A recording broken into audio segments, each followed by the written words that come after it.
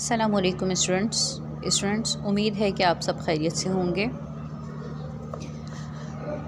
हम लोग कर रहे थे चैप्टर नंबर 6 की 6.1 हम कर चुके हैं। 6.2 के कुछ क्वेश्चन हम कर चुके हैं और कुछ मज़ीद क्वेश्चन हम कर रहे हैं। यहाँ पर अब मेरे पास है क्वेश्चन नंबर 3। क्वेश्चन नंबर 3 में मेरे पास क्या है? क्वेश्चन नंबर 3 है, अगर 5 आदमी खाने के ज़ख़ीरे को 8 दिनों में खा सकते हैं तो खाने के इस ज़ख़ीरे को 4 आदमी कितने दिनों में खाएंगे? इस क्वेश्चन को हमने दो तरीके से करना है, एक इकाई का तरीका और दूसरा है तनासुबी तरीका। इकाई के तरीक़ों को हम यूनिटरी मेथड कहते हैं और तनासुबी तरीका यानी कि प्रोपोर्शनल मेथड। हमारे पास क्वेश्चन नंबर है 3, पेज नंबर है मेरे पास 101 और चैप्टर नंबर है 6 तग़य्युरात और माकूस। बुक हम फॉलो कर रहे हैं सेंट टेक्स्ट बुक रियाजी 7वीं जमात के लिए। हमने क्वेश्चन पढ़ा। क्वेश्चन पढ़ने के बाद सबसे पहले हम इसका डेटा निकालते हैं। मवाद मालूम करने के लिए हम क्या करेंगे कि देखेंगे हमारे पास क्वेश्चन में क्या क्या गिवन है। यहाँ पर मेरे पास एक तो आदमियों की तादाद दी गई है कि हमारे पास 8 दिन का खाने का ज़ख़ीरा है जिसे 5 आदमी 8 दिन में ख़त्म करते हैं, और अगर उसमें से एक आदमी अगर हम कम कर देंगे तो वो खाने का ज़ख़ीरा कितने दिन तक चलेगा।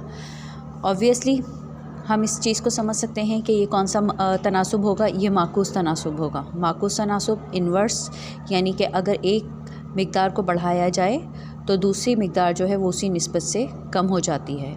अगर हम आदमियों की तादाद को बढ़ाएंगे तो खाने का ज़ख़ीरा जल्दी ख़त्म होगा, और अगर हम आदमियों की मिक़दार को कम कर देंगे, तादाद को कम कर देंगे, तो खाने का ज़ख़ीरा जो है वो ज़्यादा दिन तक चलेगा। यूनिटरी मेथड में हम लोग सबसे पहले क्या करते हैं, इकाई एक आदमी के लिए मालूम कर लेंगे कि ये खाना कितने दिन चलेगा।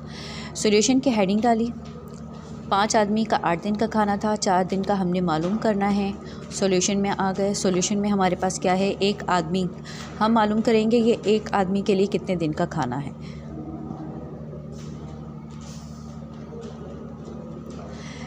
5 और 8 को जब मैंने मल्टीप्लाई किया आपस में तो ये एक दिन के टोटल दिनों के खाने की तादाद निकल आएगी, यानी कि 5 × 8 = 40, यानी कि एक आदमी जो है इस खाने को 40 दिन तक खा सकता है। ठीक है, एक आदमी कितने दिन तक खा सकता है? 40 दिन तक खा सकता है। अब मुझे मालूम क्या करना था? मुझे मालूम ये करना था कि 4 आदमी जो हैं वो इस खाने को कितने दिन तक खाएंगे।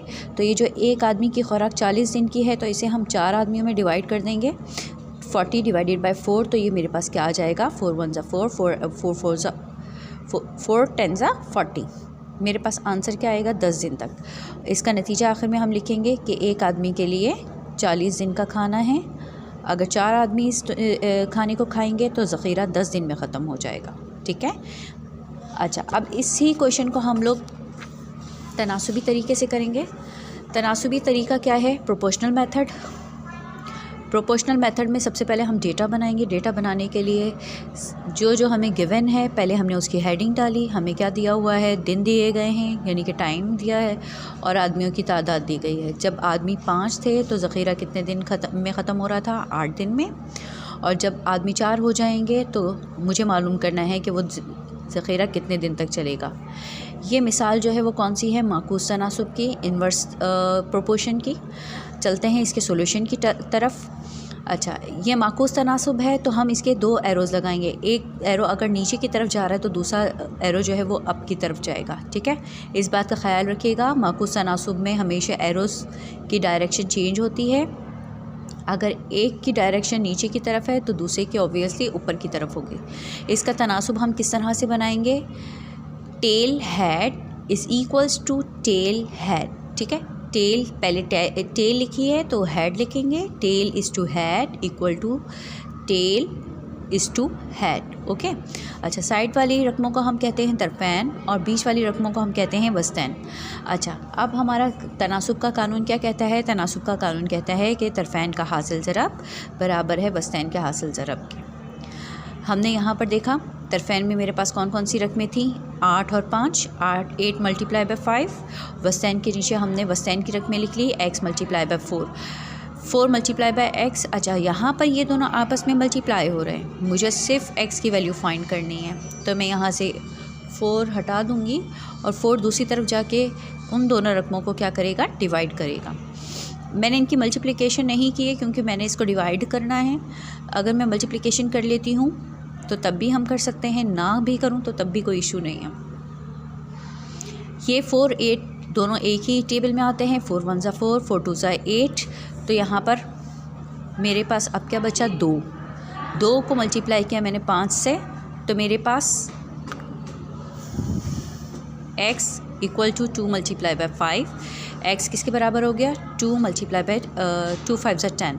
अच्छा, 2 5 ज़ा 10 यानी कि 10 डेज़ के बराबर मेरे पास आंसर आया। यानी कि अगर ये खाना जो है वो 4 आदमी खाएंगे तो हमारे पास आंसर क्या आएगा, 10 डेज़। ठीक है, आखिर में नतीजा हम लिखेंगे। नतीजा ऑब्वियसली कंक्लूजन हो जाएगा, खाने के ज़ख़ीरे को 4 आदमी 10 दिन खा सकेंगे। ठीक है। अच्छा, यहाँ पर कोई कन्फ्यूजन है इस क्वेश्चन में तो आप मुझसे इनबॉक्स करके पूछ सकते हैं। होमवर्क इसका सेम क्वेश्चन होगा, सेम क्वेश्चन मेरे पास है। होमवर्क एक्सरसाइज 6.1 है, क्वेश्चन नंबर 6 बिल्कुल सेम इसी तरह का होगा। मैं आपको क्वेश्चन दिखा भी देती हूँ।